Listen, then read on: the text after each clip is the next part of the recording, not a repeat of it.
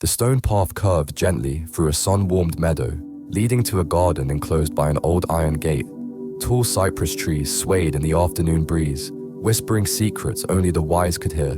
Beyond the gate, the garden bloomed year-round, roses, lavender, sunflowers, and wild mint, creating a tapestry of color and scent that lifted the spirit of any who passed through. Amira, now in her 8th decade of life, tended this garden as one would a sacred temple.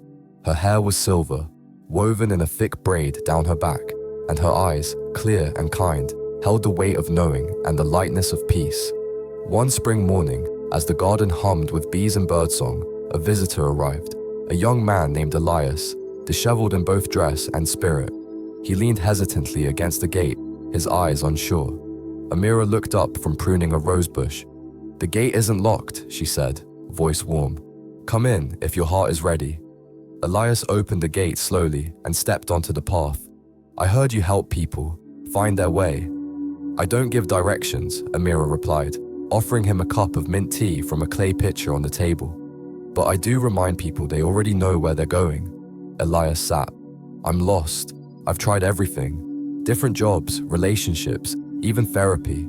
Still broke, still anxious. Nothing seems to change." Amira nodded as if she'd heard this song before. "You've been trying to rearrange the outer world," she said gently. "But real change comes from within. Prosperity is not something you chase. It is something you attract by becoming aligned with it." He blinked. "So you're saying..." "What? That I just think myself rich?" Amira smiled. "Number. But I am saying you must think yourself worthy of wealth. You must think in harmony with it." She set down her pruning shears. Catherine Ponder called it the dynamic laws of prosperity. Prosperity is not a matter of luck or hustle. It's governed by spiritual laws, just as real as gravity. Violate them and you struggle. Align with them and abundance begins to flow. Elias furrowed his brow. "But I've worked hard. I've saved. I've applied to dozens of jobs. And all from a place of fear and lack, I imagine," she asked, sipping her tea. "Energy follows thought. If your dominant vibration is fear of not having enough, then all your actions, even the good ones, carry the seed of scarcity." Elias looked down. "So what do I do?" "You begin by acknowledging a higher truth," she said, her voice firm but kind. "There is only one source of true wealth, and it's not a boss, a client, or even a paycheck. It is the divine substance, the infinite, invisible supply from which all physical wealth springs." "Divine substance?" he asked. "Yes. Think of it as spiritual electricity. Just as your home plugs into a power grid, your life must plug into the source of all good. You don't need to see it to know it's real, but you must learn to trust it." "How do I do that?" "You declare it," Amira said, rising from her chair. "Speak it, claim it, align with it." She led him to a small stone bench by a fountain. Water bubbled up constantly from its center and flowed in a perfect loop. "This," she said, gesturing to the fountain, "is divine substance. It doesn't stop. It's always flowing. The only question is, are you open to receiving it?" Elias watched the water glisten in the sun. "I want to be." "Then stop blocking it. The main blocks are fear, resentment, and disbelief. Let's clear them." She closed her eyes and spoke clearly. "I now release all fear about money. I release all resentment toward anyone I believe owes me or wronged me. I forgive freely and fully, and I now open myself to the constant flow of divine prosperity." Elias repeated the words, haltingly at first. As he did, something shifted. A tightness in his chest loosened. His shoulders dropped. His breath deepened. "You see?" she smiled. "Forgiveness isn't just about others. It clears your channel. You cannot receive with clenched fists." He nodded slowly, his voice quieter. "But what about the practical stuff? Rent, bills?" "You must do your part," Amira replied. "But your first responsibility is to hold a vision. Prosperity begins as a thought, then becomes a belief, then becomes a reality." She led him toward a blank canvas mounted on a wooden easel near the garden wall. "You must visualize the life you want. Feel it. Walk in it in your imagination until it becomes familiar." "I've made vision boards before," Elias muttered. "Did you feel them as real?" she asked. "Or did you look at them and say, someday, maybe?" He was quiet. Amira handed him a paintbrush. "Paint it now. Not with pictures, but with words. Speak the vision. Describe the life as if it already exists. Elias looked unsure, but began. I live in a bright apartment filled with sunlight. I wake up calm. My work is meaningful and well paid. I feel proud of who I am.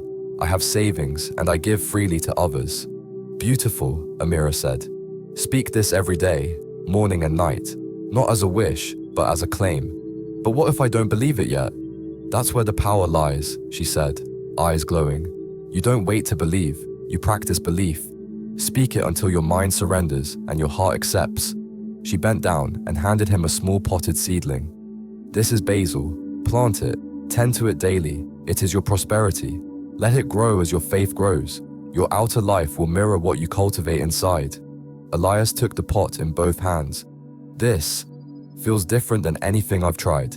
It's not a system. It's a way of being. Exactly, Amira said. Prosperity is not a destination. It's a consciousness. As the sun dipped lower in the sky, Elias felt a quiet strength rise in him. Not a burst of hope, but something steadier, like a fire that had finally been lit. Before leaving, he turned to Amira. Why do you do this? Help people like me? Amira smiled, brushing a lock of silver hair from her brow. Because someone once helped me. When I was young and afraid, drowning in debt, unsure of my path, a woman like me opened a gate and reminded me who I really was. Since then, I vowed to keep the gate open for others. Elias nodded. I won't forget this. You don't need to remember me, she said, placing a hand gently over his heart. Just remember this place inside you, the one that knows you are worthy, abundant, and connected to something far greater than you can yet imagine. The young woman sat silently as the elder's words settled into her like seed into tilled soil. But what about the setbacks? She asked, after a long pause. The bills, the rejections, the doors that never open. How do you stay in the vibration of prosperity when life feels like it's designed to drag you down? The elder woman reached for a carved wooden box resting on the nearby table. She opened it slowly, revealing a bundle of neatly folded papers tied with a lavender ribbon. These, she said, are letters I wrote to myself when I was younger, when I was where you are now. Every time I thought I had lost everything, I wrote down a new declaration of what I chose to believe instead. She handed one of the letters to the young woman. It read, I do not accept lack as real. I accept abundance as my birthright. Every delay is a setup for something better. My word creates my world, and I will speak only what I wish to see become flesh. The young woman read it twice, then looked up, confused but intrigued. You wrote these when you were going through hard times? Oh yes, the elder said. Ponder teaches us to decree prosperity even when appearances scream the opposite. That's one of her greatest lessons. What you affirm in consciousness, you invite into form. If you want your outer life to change, your inner dialogue must change first. But isn't that just pretending? The elder shook her head. Not pretending, choosing. Choosing which law you live under, the law of limitation or the law of abundance. One keeps you circling in fear, the other lifts you to freedom. She stood, walked to the fireplace, and adjusted a single candle. Its light flickered higher, throwing golden patterns across the stone walls. Catherine Ponder was a minister's wife who lost everything when her husband died. She raised a child on her own with no money, no job, no experience. But she believed in divine substance, in the invisible supply that underpins all things. She tuned into that supply, affirmed it daily, and built a life beyond survival. She became one of the most successful spiritual prosperity teachers of the 20th century. The young woman leaned forward, captivated.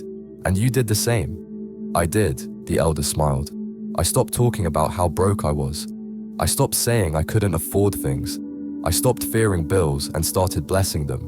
When I wrote a check, I said, there is always more from where this came from. When I looked in the mirror, I said, prosperity flows through me. I am worthy of every good thing. And did it really work? The young woman asked, eyes wide. Every single time I committed to the practice, yes.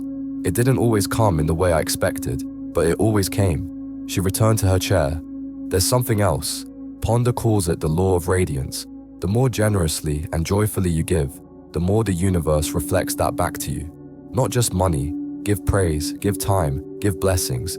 Speak well of others. Leave people richer in spirit than you found them. The young woman looked down. I've been, well, I've been bitter lately, resentful, ungrateful. Of course, you've been under pressure, but pressure is what forms diamonds. Now is the moment to rise above appearances and start affirming what you want to become, not what you want to escape." She paused, letting that settle. "Say it with me," she said softly. "I am a magnet for divine substance. Prosperity flows to me and through me without end." The young woman hesitated, then repeated, "I am a magnet for divine substance. Prosperity flows to me and through me without end." Again, with more confidence, "I am a magnet for divine substance. Prosperity flows to me and through me without end." The elder smiled. "Very good. Say it daily. Say it especially when you don't believe it. That's when it's working the most." A gentle wind stirred through the open window, carrying the scent of jasmine and fresh rain. "One last thing," the elder added. "Ponder teaches that true prosperity is not about things. It's about the freedom to grow, to give, and to become your highest self. If you make that your goal, then the rest, money, health, opportunities, they'll follow."